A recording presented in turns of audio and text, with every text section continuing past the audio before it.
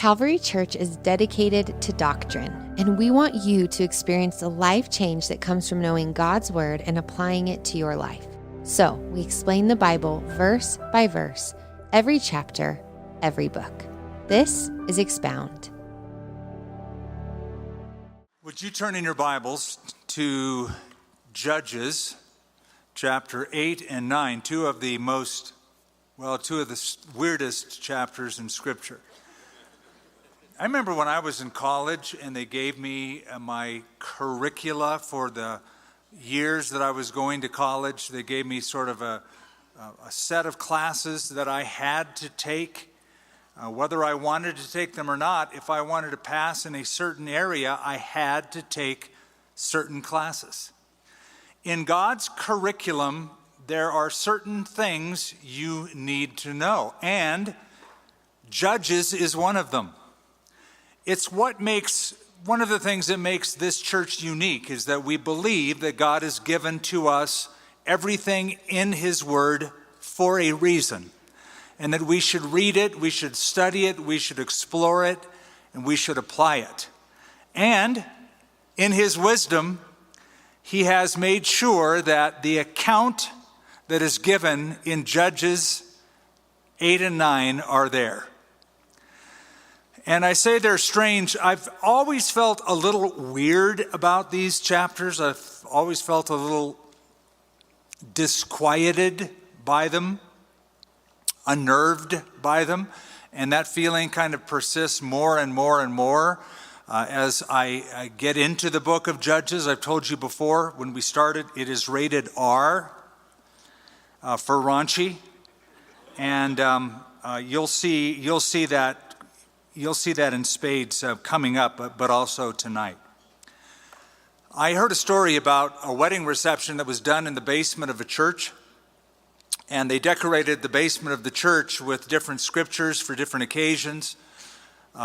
They wanted to put the gospel up, and they did in ways using scriptures around this basement. And so the reception for the wedding took place in that basement. Most of the scriptures that were on the wall were scriptures about God's love, His kindness, His goodness. But for some reason, unknowingly, the wedding planner wasn't really thinking it through probably, but decided to place the wedding cake at a particular part of the basement. And the scripture over the top of the cake on the wall happened to be Matthew chapter 3, verse 7, that says, "Flee from the wrath that is to come." I don't know, maybe it was planned that way. Maybe she had some insight that others didn't have. But it was an odd thing to read over the wedding cake. Flee from the wrath that is to come. When you marry the world, you're going to have problems with your in-laws. When children of God marry children of the devil, you're going to have problems with your in-laws. We see lots of compromise in the book of Judges. We see people of God marrying themselves to values and ideologies that are patently against God's revealed will and His order. And I mentioned that these chapters are a little bit confusing and disconcerting. And I actually, as I was reading this week, and I wanted to familiarize myself, so I read through these two chapters several times in the past week. I really felt that they are appropriate for the times in which we live, because we live in strange times right now. It's a strange season we find ourselves in. In the world, with COVID-19, trying to figure out the best way through that, with unrest that is happening in cities around our country, in this election cycle. And the more I read Judges, I feel like the Lord is allowing us to really glean some of these principles, because I think what we're reading in this book is reflective of what's going on in our culture and in our world. A quick quote by President Abraham Lincoln in 1863. He said, "We have grown in numbers as a country. We have grown in wealth and power as no other nation has ever grown. But we have forgotten God." We've grown in numbers, we've grown in wealth, we've grown in power like no other nation, but we have forgotten God. And we have vainly imagined that all these blessings were produced by some superior wisdom and virtue of our own. The people of Israel were, at one point, one nation under God. Since that time, they are very divided, and this book shows the nature of that division and the civil wars that occur because of that division. Now, to refresh your memory from last time, we were looking at the story of one of the judges by the name of Gideon, and how Gideon took 300 men down from 32,000 men at God's command and went against 135,000 Midianites and won. Toward the end of that battle, when they were being routed and they were being scattered, Gideon sent messengers to the northern tribe of Ephraim, probably the largest of the 12 tribes of Israel, and asked them to come in and capture the two princes of the Midianites, which they did. They happily did it, and they succeeded. And so we are told at the end of chapter 7 and verse 25, they captured two princes of the Midianites, Oreb and Zeb. They killed Oreb at the rock of Oreb, and Zeb they killed at the winepress of Zeb. But chapter 8, verse 1 shows the problem with that. Now the men of Ephraim said to him, to Gideon, "Why have you done this to us by not calling us when you went to fight with the Midianites?" And they reprimanded him sharply. "Hey, you should have selected us as well for the fight. Why are you telling us at the end of the battle instead of conscripting us to fight with you at the beginning of the battle?" So they were in a tiff because of this, probably jealous because they wanted to be in on the fight and the victory. But notice this, verse 2. So he said to them, this is Gideon the judge speaking to the men of Ephraim. He said to them, "What have I done now in comparison with you? Is not the gleaning of the grapes of Ephraim better than the vintage of Abiezer? God has delivered into your hands the princes of Midian, Oreb and Zeb. And what was I able to do in comparison with you?" Then their anger toward him abated when he said that. I love Gideon because of his diplomacy. This is really smart. He's very tactful.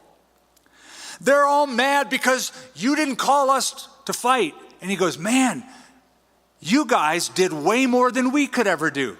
You mopped up the battle and captured the prize. We didn't do that. Oh yeah, we were involved in the initial parts of the battle, but we took care of the harvest. Your gleaning was more than our harvest." Now, the gleaning of the fields was a principle from the Old Testament that whenever they would harvest the field, they would leave portions of it for the poor. The poor would come in and be able to glean or just walk through and take what's left on the branches. And so the gleaning, the idea is you just picked up the end part of the vintage, but you got the best part. And they thought about that and said, well, when you put it to us this way or that way, it sounds okay. So it says their anger subsided. Now that's a principle. And it's a principle all of us should learn, especially in the era of social media. Here's the principle. Proverbs 15, verse 1. Do you know it? Some of you know it by heart. A soft answer turns away wrath. Learn to use your mouth well, or your thumbs well, your response well. Let it be filled with grace, filled with diplomacy, filled with tact. A soft answer turns away wrath. When somebody attacks us verbally, like these men attacked Gideon, we have an initial response going on inside of us. We hear their attack. We listen to the words, especially when it is written in a social media tweet or text. And I have always thought Twitter is the repository of all weirdness. But somebody says something either to us face to face or they text it out or write it out. And the first reaction is to rip into them and to reduce them to ashes with a counterpunch. There's an old saying that those who fly into a rage are apt to make a poor landing. A soft answer turns away wrath, but harsh words stir up anger. So it was the right tact. Now, having said that, notice the change. Verse 4, when Gideon came to the Jordan, that is the Jordan River, he and the 300 men who were with him crossed over exhausted, but still in pursuit. Now, up to this point, they really didn't do anything in battle. They didn't fight the battle. Oh yeah, there was only 300 against 135,000. I get that, but they still didn't do anything. Because if you remember what it said in the previous chapter, all they did is blow the horn, break a few pots, and hold a torch. And the Lord did the rest. But they ran from the battlefield about 20 miles to the Jordan River. So just that run is enough to take any soldier and wear him out. So they're tuckered out, they're tired, they're exhausted. And when you're exhausted, you do and say some pretty weird things. Watch this. Then he said to the men of Sukkoth, please give loaves of bread to the people who follow me, for they're exhausted. And I am pursuing Zebah and Zalmunna, kings of Midian. So the two princes of Midian are out of the way, but the two leaders of those countries, of that area, are still afoot. Gideon says, I'm chasing these two kings, haven't caught up with them yet. And the leaders of Sukkoth, these are lands on the other side of the Jordan, the eastern side of the Jordan, said, are the hands of Zebah and Zalmunna now in your hand, that we should give bread to your army? In other words, we're not going to give you food, because we don't really know who's going to win this battle yet. If you still have the kings on the loose, they might win. And if we give you food, but they win, they're going to come back and get us. So this shows you the lack of unity going on in the nation of Israel at the time.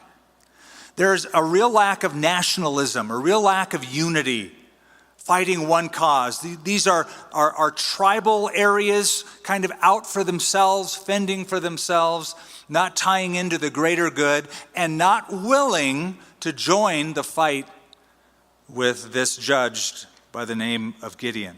So it shows how divided they are. It's interesting that they have this response, and it's interesting that they are east of the Jordan River. Now remember, God promised the promised land. The promised land was going to be when you cross over the Jordan, right? But do you remember there were two tribes, 2.5 tribes really, that wanted to stay east of the Jordan?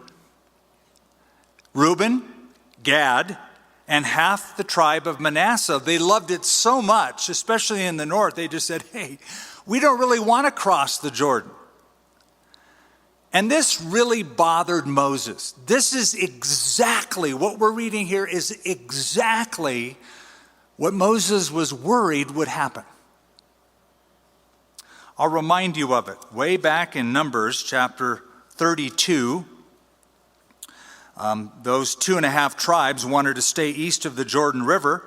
And so they said to Moses, if we have found favor in your sight, let this land be given to your servants as a possession, and do not take us over the Jordan.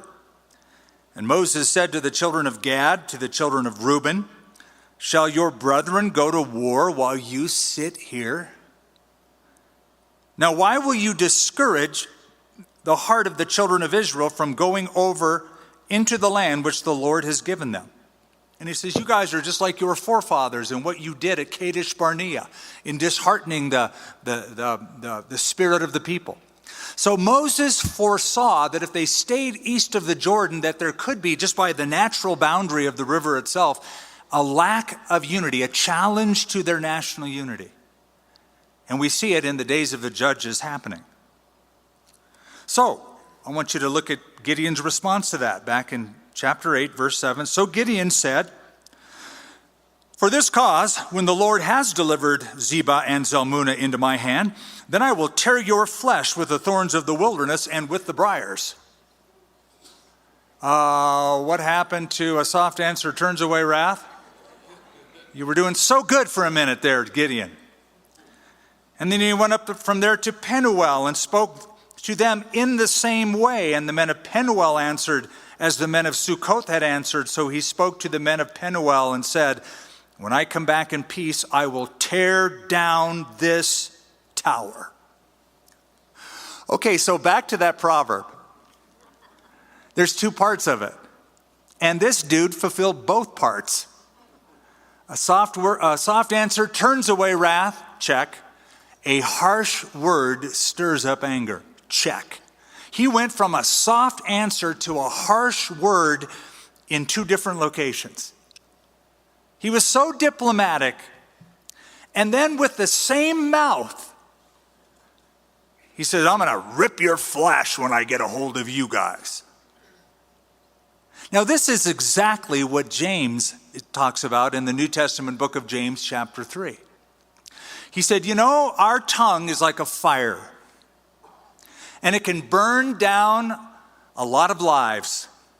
He said, with our mouth, we bless God, and with our mouth, we curse men made in the similitude of God. He said, these things ought not to be so, my brothers. I think we sin with our mouths more than any other part of our body. That's why James says no man can tame the tongue. But if the Lord could tame our tongues, give us restraint, how far ahead of the game we would be. So, Gideon is tired, Gideon is hungry, and Gideon is pretty mad. Now, something to note here. In the midst of all this flesh-mongering, even of Gideon, there's no indication in this part of the story, even though he's the judge and God used him to deliver the Midianites, in this part of the story coming up, there's no indication of God's involvement. I'm not saying he's not involved, because God is sovereign in the affairs of mankind and he lifts up those that he chooses. However, it seems that here he is out to even the score, and it's all about personal pursuit than the glory of God. More than just delivering Israel, which was the last couple of chapters, this seems to be all about him, because you're going to notice how he changes in his personality. Now, verse 10, Zebah and Zalmunna were at Karkor, and their armies with them, about 15,000 men, all who were left of all the army of the people of the east, for 120,000 men who drew the sword had fallen. Now, that's where we come up with the figure that I mentioned last week, 135,000 Midianites. Just by adding those two figures together, you have 120,000 plus 15,000, that's 135,000. That's why you often hear the Bible story where you've got 32,000 Israelites down to 300 Israelites against 135,000 Midianites. Now, that's at least 135,000 Midianites. 120,000 of them died in this series of battles. 15,000 are left, but we don't know how many escaped.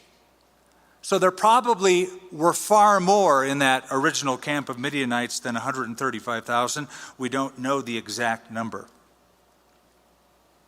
Then Gideon went up by the road of those who dwell in the tents on the east side of Nobah and Jogbehah, and he attacked the army while the camp felt secure. When Zebah and Zalmunna fled, he pursued them, and he took the two kings of Midian, Zebah and Zalmunna, and routed the whole army. Then Gideon, the son of Joash, returned from battle from the ascent of Heres. I don't even know where that is, but it's obviously a mountain ascent between the hills somewhere in that part of the country. And he caught a young man of the men of Sukkoth. That's one of the cities that said, we're not going to help you, even though they're part of the tribes of Israel. He caught a young man of Sukkoth and interrogated him and wrote down for him the leaders of Sukkoth and its elders, 77 men. Then he came to the men of Sukkoth and said, here are Zebah and Zalmunna, about whom you ridiculed me, saying, are the hands of Zebah and Zalmunna now in your hand, that we should give bread to your weary men? And he took the elders of the city and thorns of the wilderness and briars, and with them he taught the men of Sukkoth. He taught them a lesson. Don't know if he took these things and flogged them with thorn bushes or drugged them over the thorns, but it was pretty nasty. Now, is this the same Gideon that we read about in the previous chapters? The guy who was so timid? The guy who the angel of the Lord found threshing wheat in the winepress because he was so scared of the enemy and so intimidated and so timid? He's gone from a timid man to a tyrannical man. He's now totally in the flesh. It's all about him. It's all about evening the score. And here's the problem, and I'm setting this up for the next chapter. His kids are watching him. You always have an audience. And if you're a parent, your audience is always your children. It's amazing what they are able to pick up and what they bust you on. Hey, I remember when you said this or when you did that. You do? You weren't supposed to remember that. I thought I was so stealth about that, but they're so observant. And his kids are watching, and one child in particular is watching this whole thing by the name of Abimelech. He's the problem child that we read about in the next chapter. In Ephesians chapter 6, we are told, fathers, do not provoke your children to wrath.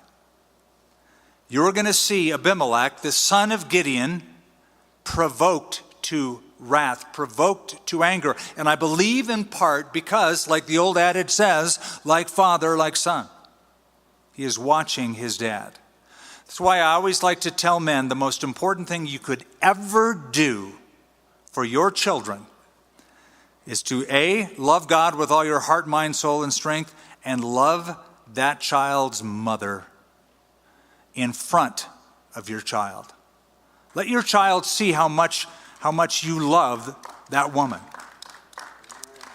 And then show love to other people, because they're going to take that example and be molded by it. Provoke not your children to wrath. Just keep that in mind as we follow the story of Gideon and we follow the story of his son Abimelech in the next chapter. It's much easier to build a boy than it is to repair a man. You can mess a kid up. You can jack that kid's mind. And I believe that happened because of this. Verse 17, he tore down the tower of Penuel, and he killed the men of the city, filled with rage, filled with wrath. And he said to Zebah and Zalmunna, what kind of men were they whom you killed at Tabor, that is Mount Tabor. That's where that battle took place that we read about and told you about. What kind of men were they that you killed at Tabor? And so they answered, as you are. They're like you were. They look like you. So were they. Each one resembled the son of a king. Now this is just worded interestingly, so I want to just ask you, who do you resemble? Do you resemble a son of the king? A daughter of the king? Do people look at you and go, you remind me of royalty. You conduct your affairs like you're a child of God. Each one resembled the son of a king. And he said, they were my brothers, the sons of my mother. As the Lord lives, if you had let them live, I would not kill you. And he said to Jether, his firstborn, rise and kill them. But the youth would not draw his sword, for he was afraid, because he was still a youth. So Zebah and Zalmunna said, rise yourself and kill us.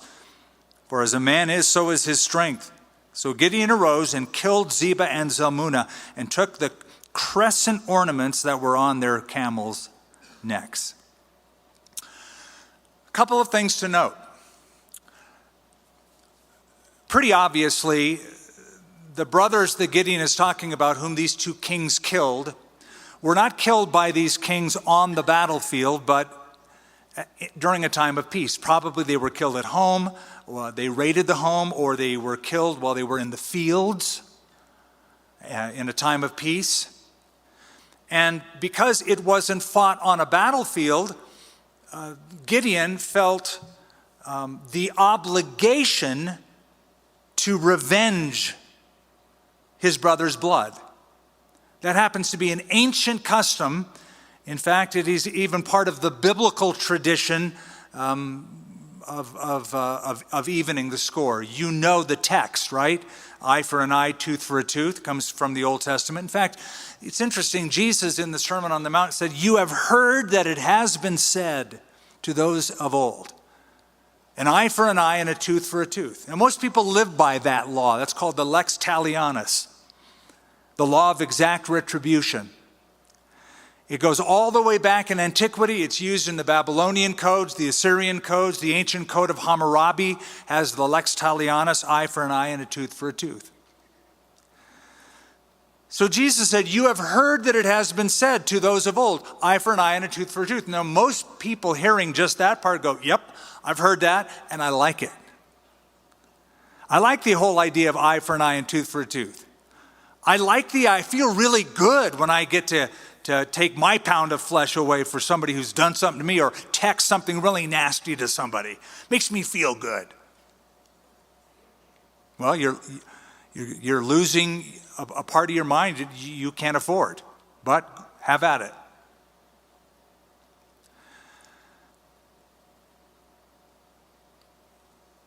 But then Jesus said, but I say unto you, whoever slaps you on one cheek, turn to him the other cheek. Whoever tells you to go 1 mile, go with him 2. Whoever asks for this piece of clothing, give him more than that.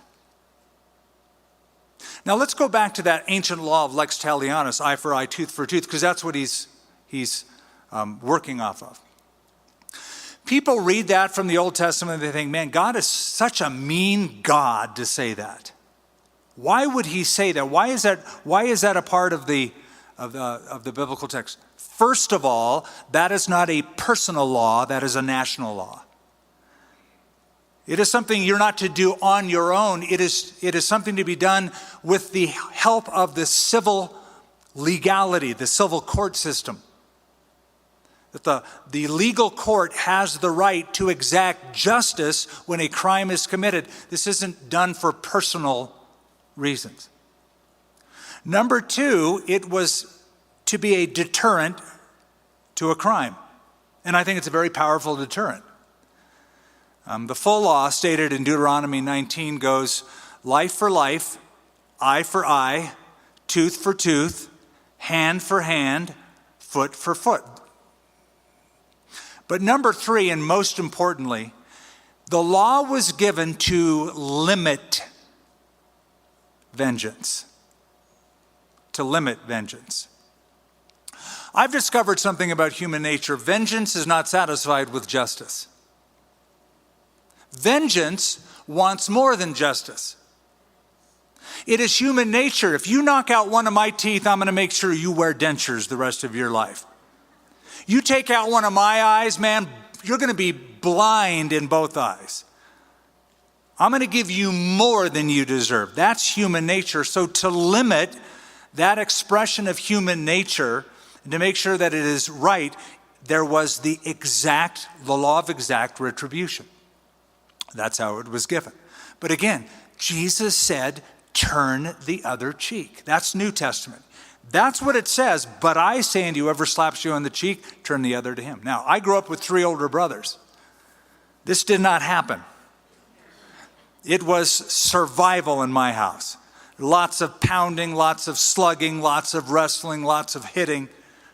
And I struggled with this when I came to the Lord, because the Lord had to deal with me and my response to their activity. Then, verse 22, the men of Israel said to Gideon, rule over us. This is an invitation now for Gideon to become their first king.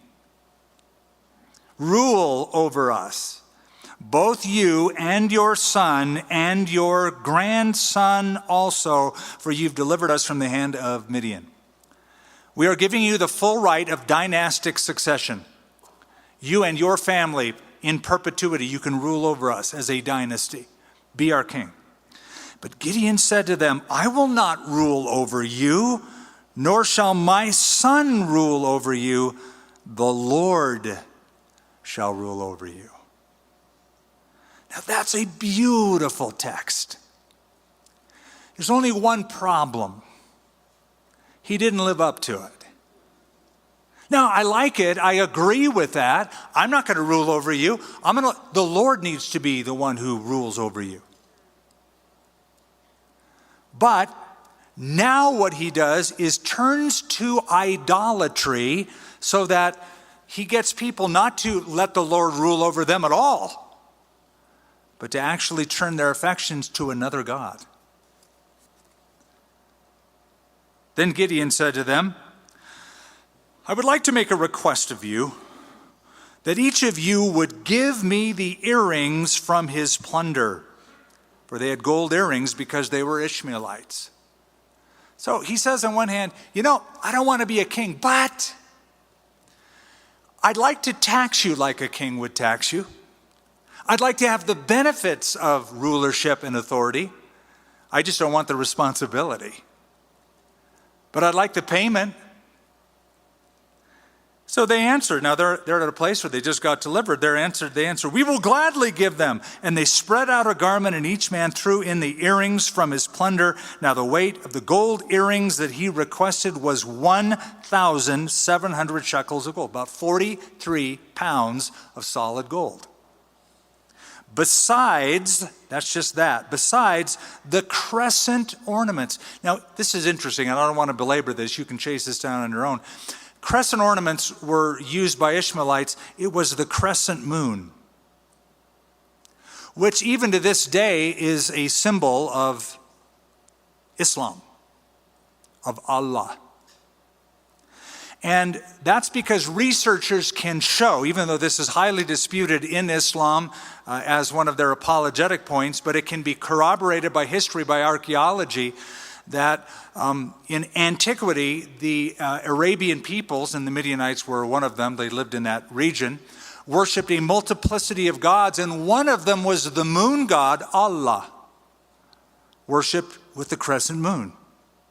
That was prevalent back then, so they took off the gold crescents that was part of that motif. And Gideon, verse 27, made it into an ephod and set it up in his city, Ophrah. And all Israel played the harlot with it there. It became a snare to Gideon and to his house. Now remember the ephod. The ephod in Israel was a vest that the high priest wore. And on the high priest, it was highly decorated. On the The ephod was a breastplate, and the breastplate had 12 stones, one representing each of the 12 tribes of Israel. Inside in the back part was a little pocket that had the Urim and the Thummim, these two stones to discern the will of God. That was the authority, that was the anointing of the high priest.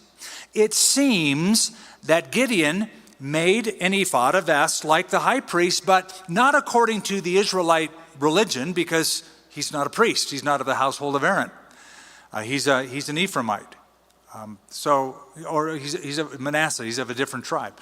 So he gets this ephod and probably wore it to divine the will of God, to discern the will of God. And watch this.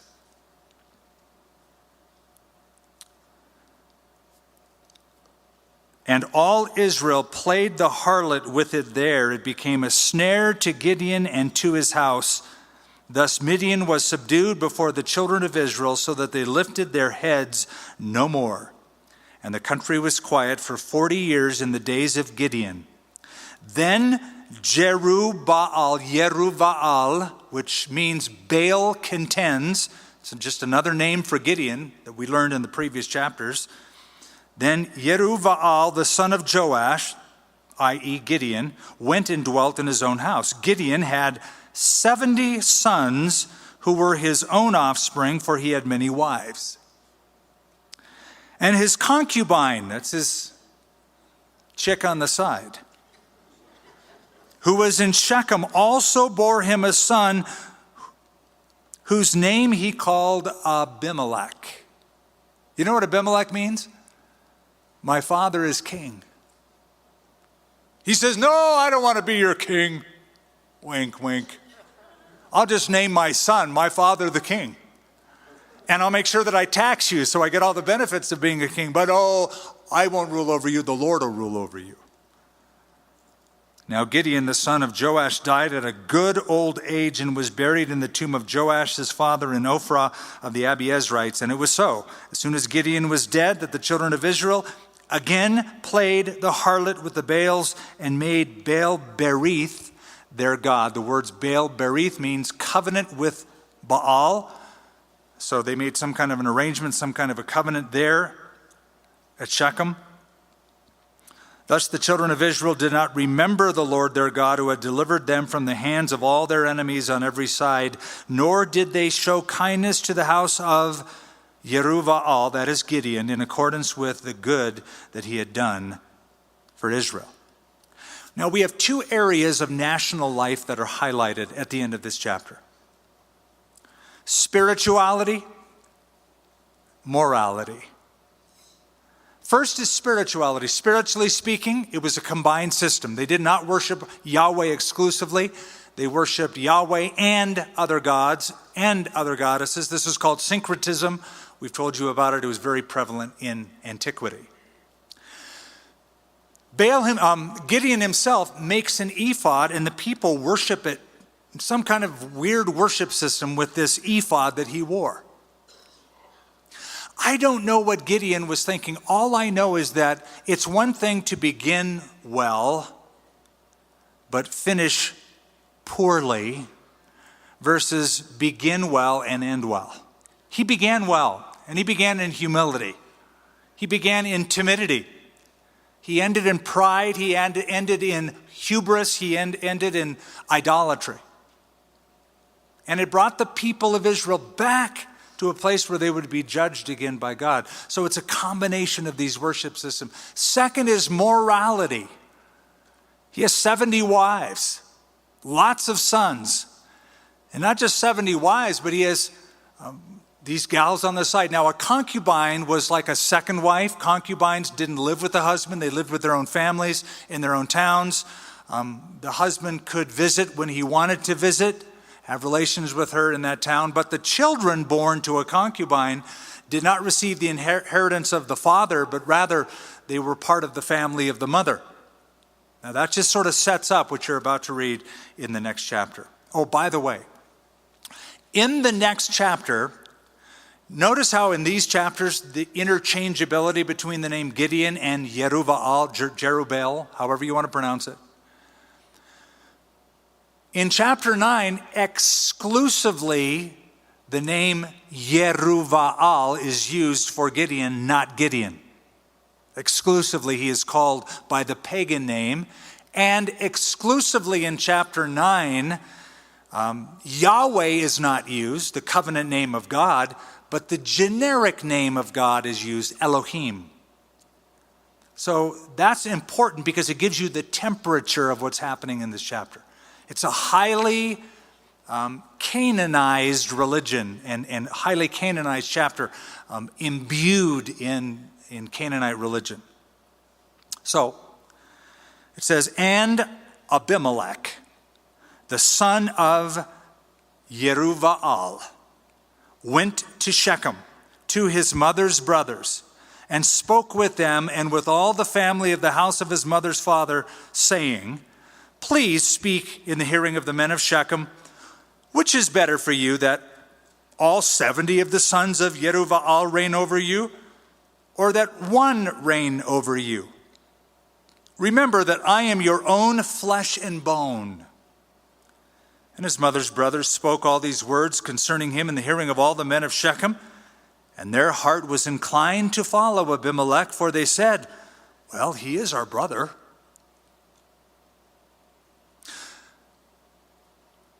This kid, Abimelech, obviously misrepresented the intentions of dear old dad, who said, I'm not going to reign over you, nor are my sons going to reign over you. Now this kid says, what do you want, 70 of his kids ruling over you? Or do you want just me?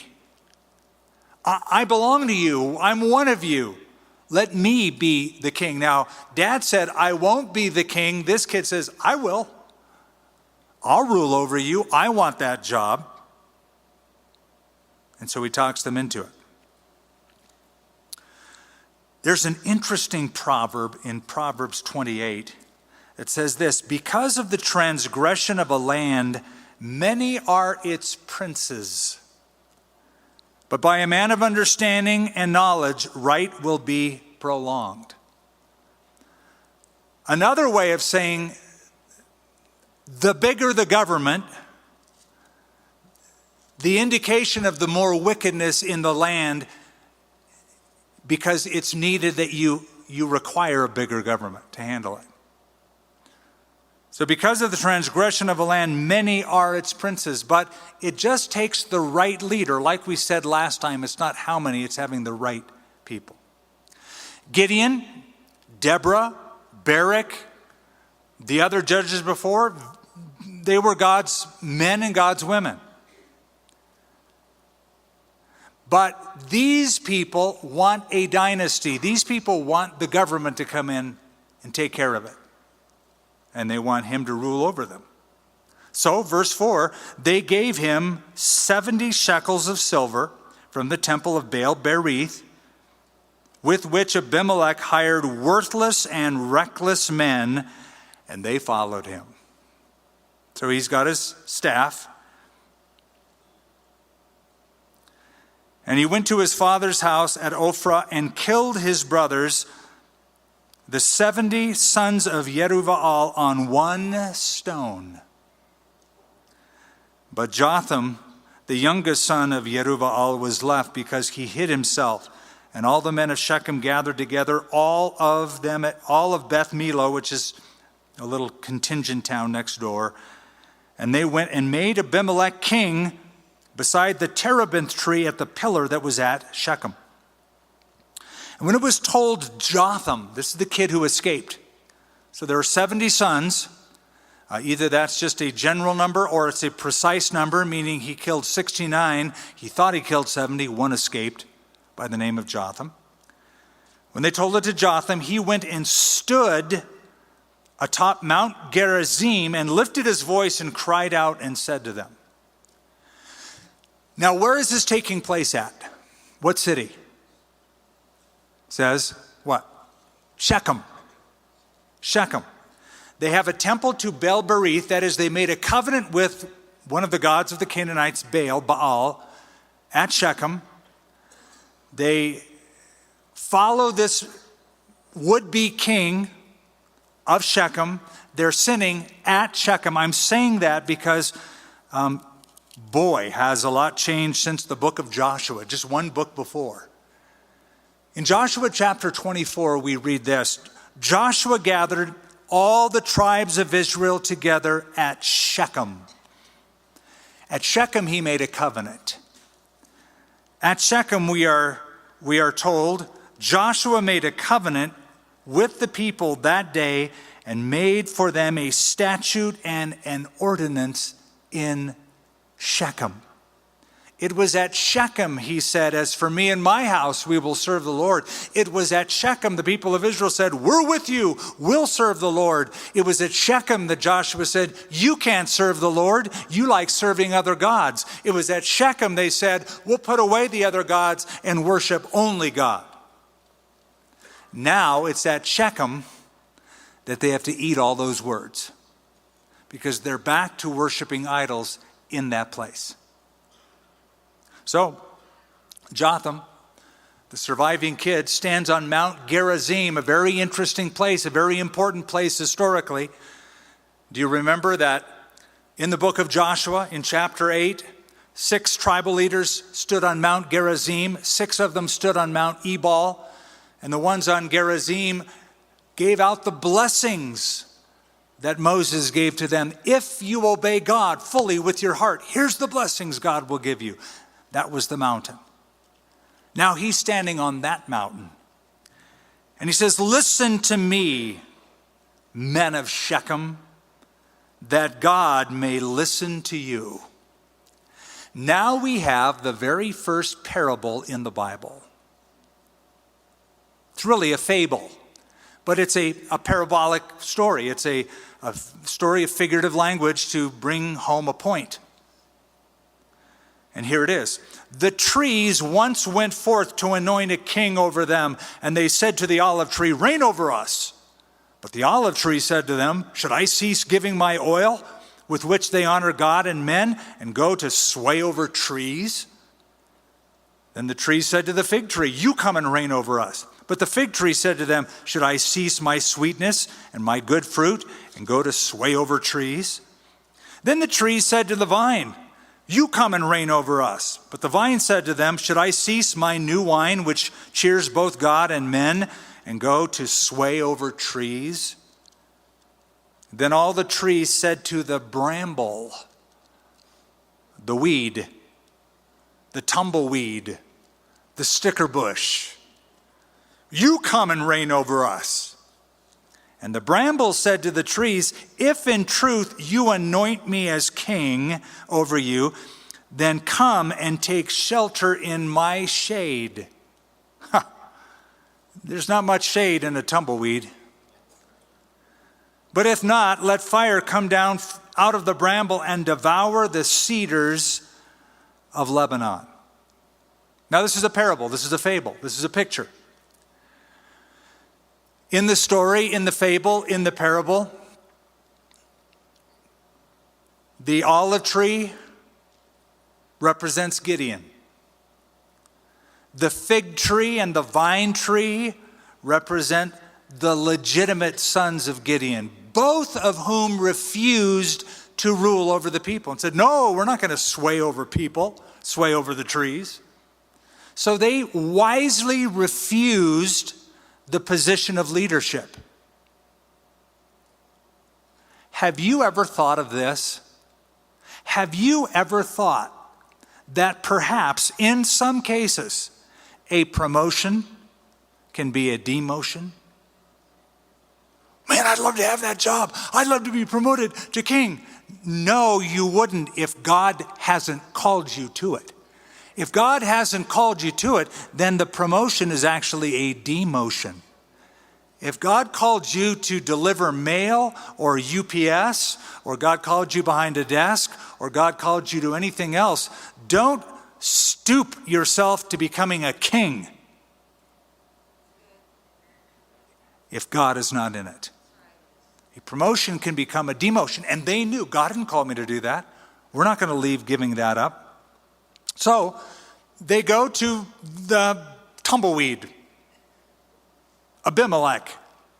the bramble king, the tumbleweed king. And he says, if in truth you anoint me as king, come and take shelter in my shade. There really isn't any shade. But if not, let fire come out of the bramble and devour the cedars of Lebanon. And you'll discover that's a prophecy. You'll discover that Abimelech will devour the people of Shechem, and this king, Abimelech, will die at Shechem.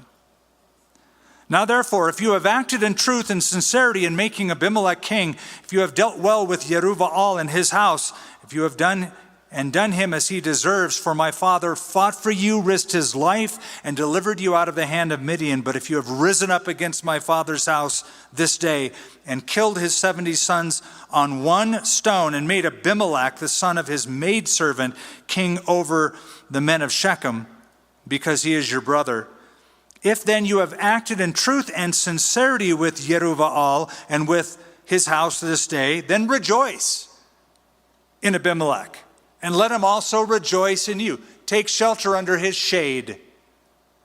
But if not, let fire come from Abimelech and devour the men of Shechem and Beth Millo. They're going to die in a fire by the end of the chapter.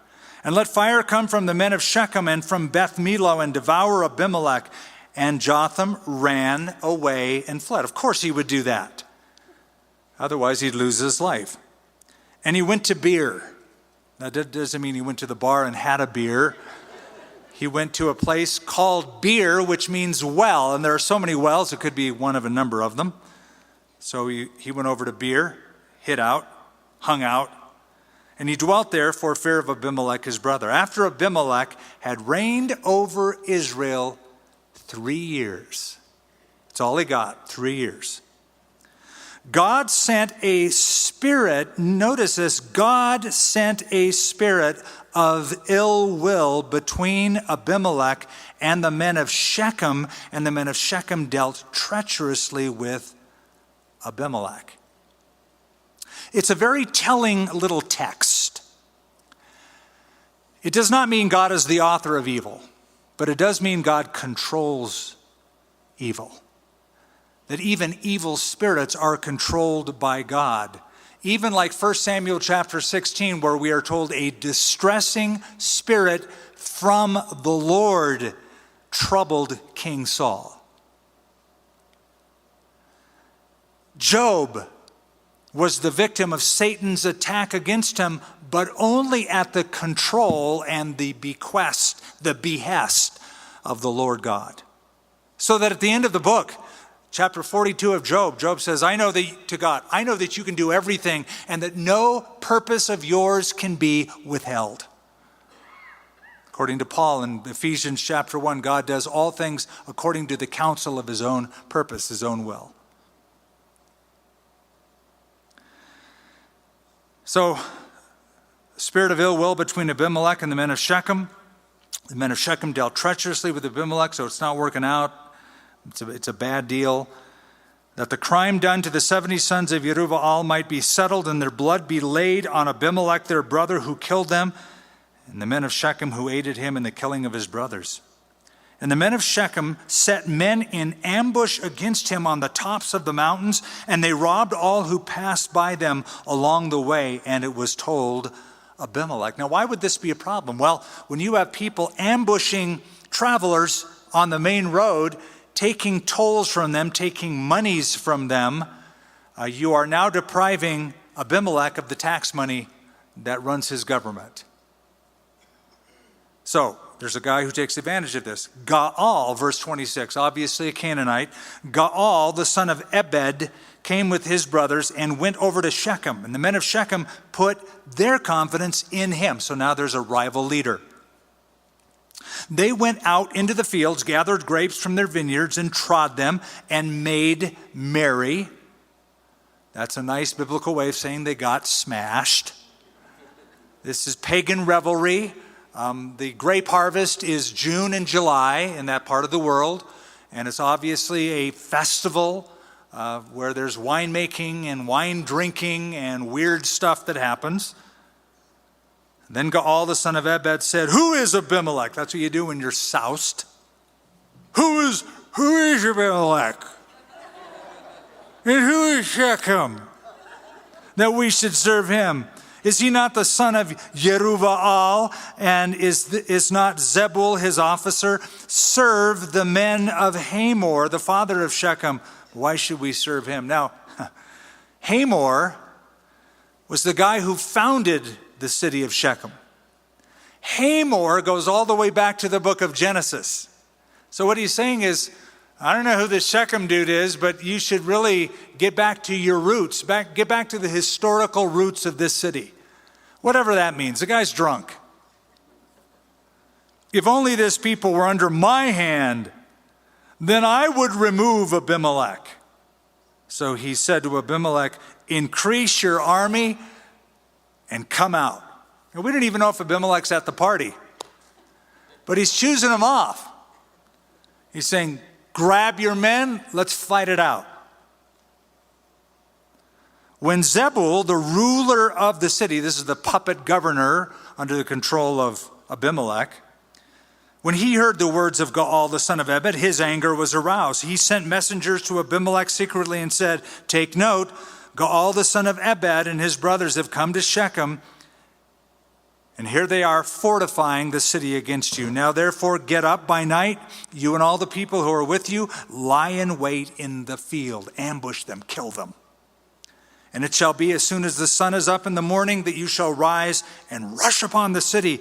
As soon as he and the people who are with him come out against you, you may then do to them as you find opportunity. In other words, quell the uprising, kill them all. So Abimelech and all the people who were with him rose by night, laid in wait against Shechem in the four companies. When Gaal, the son of Ebed, went out and stood in the entrance of the city gate, Abimelech and all the people who were with him rose from lying in wait. And when Gaal saw the people, he said to Zebul, look, people are coming down from the tops of the mountains. But Zebul said to him, you see the shadows of the mountains as if they were men. So evidently this takes place very early in the morning.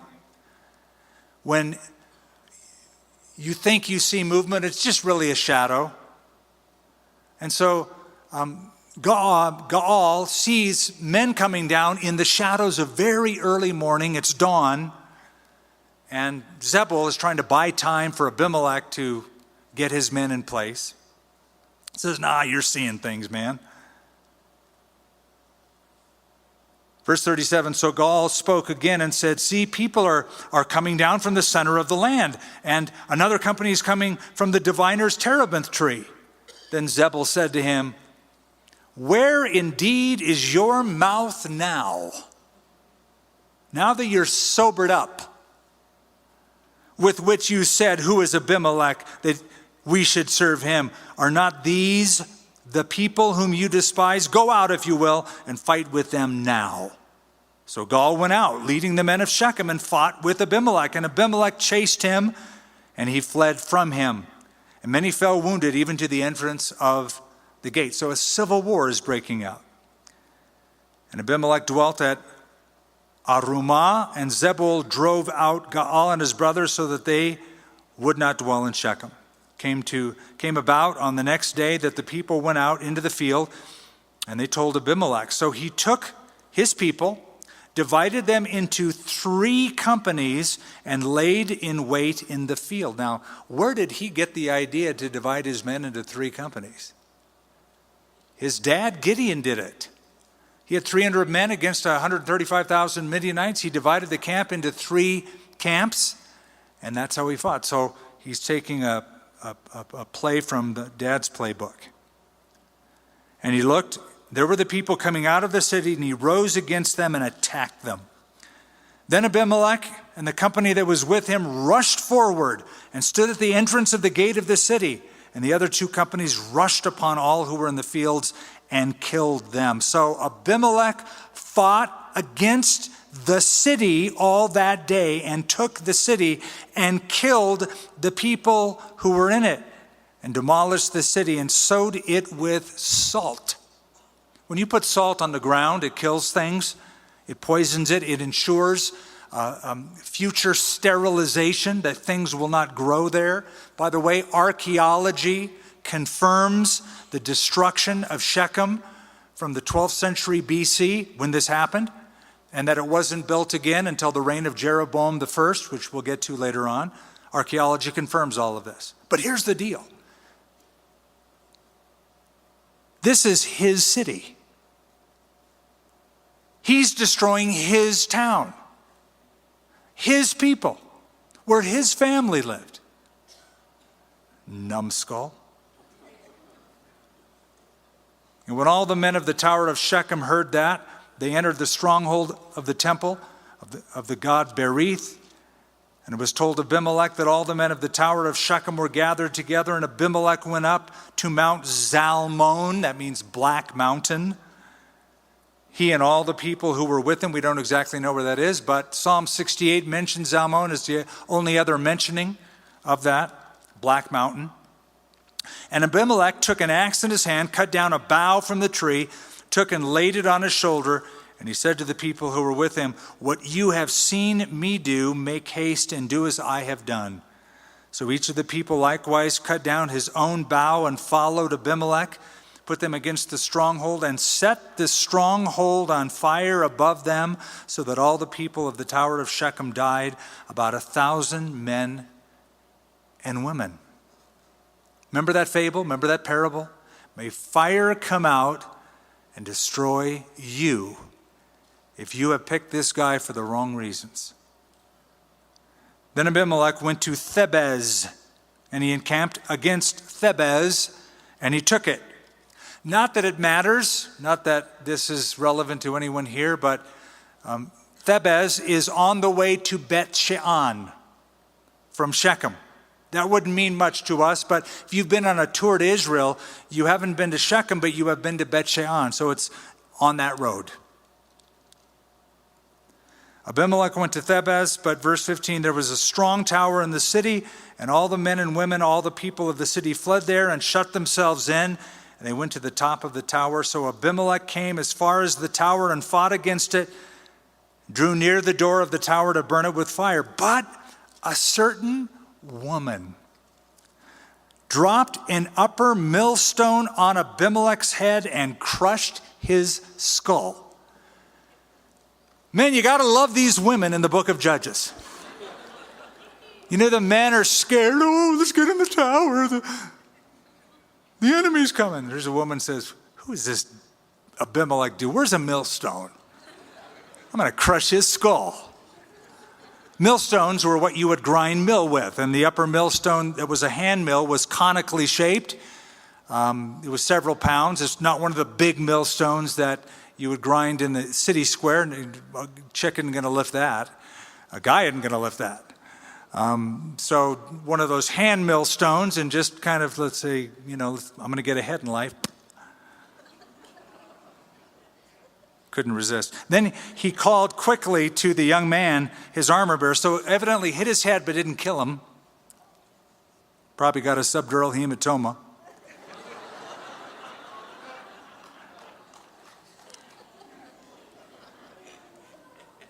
He said to his armor bearer, "Draw your sword and kill me, lest men say of me, a woman killed him." So his young man thrust him through, and he died. Now that was an honorable death.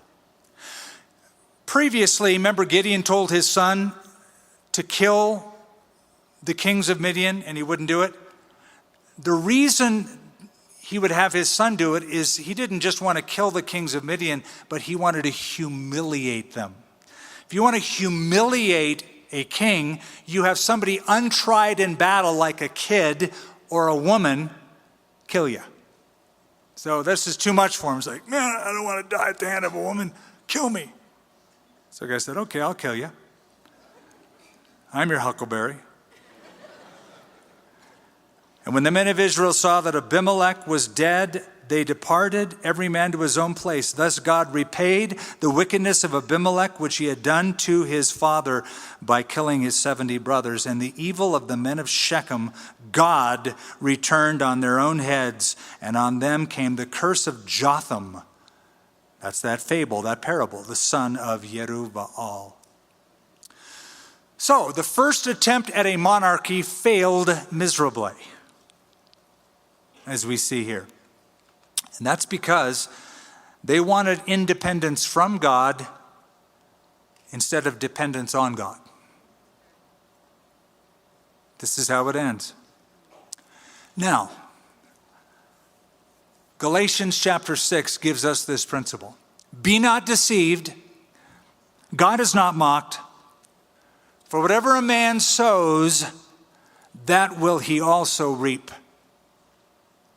It's significant that he died by a stone because he had killed 70 of the sons of Gideon on a single stone.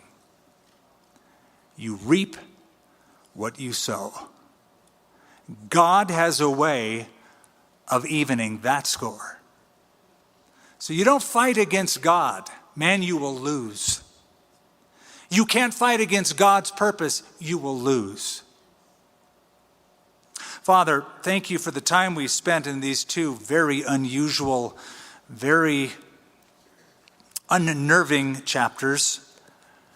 But we see a little bit of insight into the kind of life lived when there was no king in Israel and every man did what was right in his own eyes. They had once made a covenant with you in that place. Now they broke that covenant with you in that place. And they worshiped and served other gods. And they didn't want you to rule over them. Even though Gideon said God will rule over you, they didn't want that. They wanted the very worst of people to rule over them.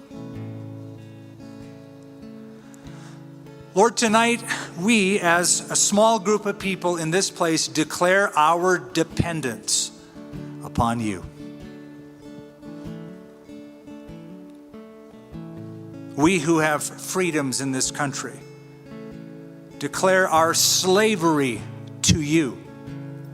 We are servants of the Most High God. We proudly bear that mark. May we serve you and only you. And in serving you, give us a soft answer that turns away wrath. But in all cases and all events, I pray that you would give us the boldness and stamina to serve the Lord as you rule over us in Jesus' name. Amen. Let's all stand. Let's sing together. For more resources from Calvary Church and Skip Heitzig, visit calvarynm.church. Thank you for joining us during this teaching in our Expound series.